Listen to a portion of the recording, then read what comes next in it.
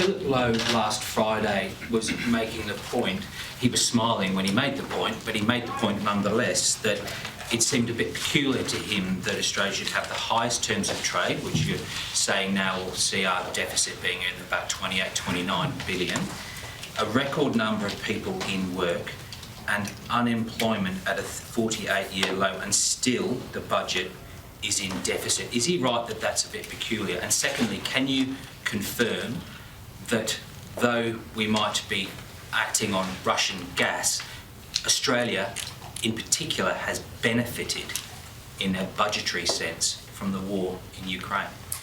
If you're happy with me to take those, Katy.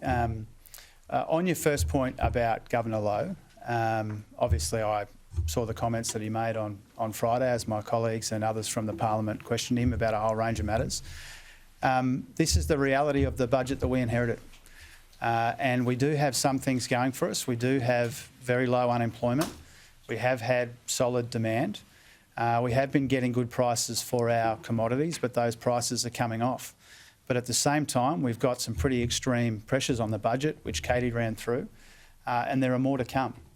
And so I think the reason I welcome Governor Lowe's contribution to this important conversation is because I do think we need to have a national discussion about the structural position of the budget and how we fund the expectations that Australians legitimately have.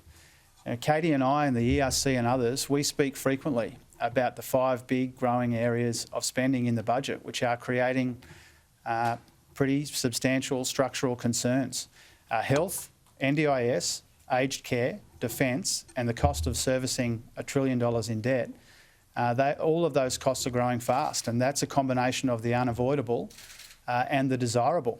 And so we do need to have a conversation about that. Now, the first budget in October will be pretty standard, pretty solid, a bread and butter budget, but there are multiple opportunities in multiple budgets over the course of the next 3 years or so for us to properly engage the people in a proper national conversation about the services that we provide and how we fund them. Phil.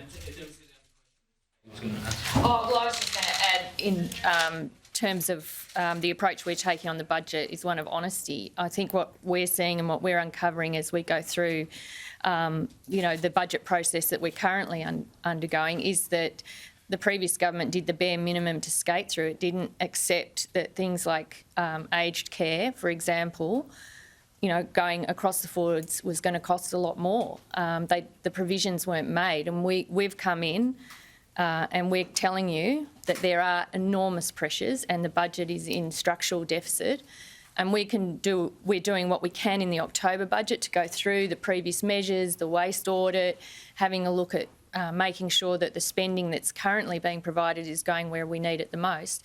But there's a lot more work to be done, and it's not going to be just dealt with in October.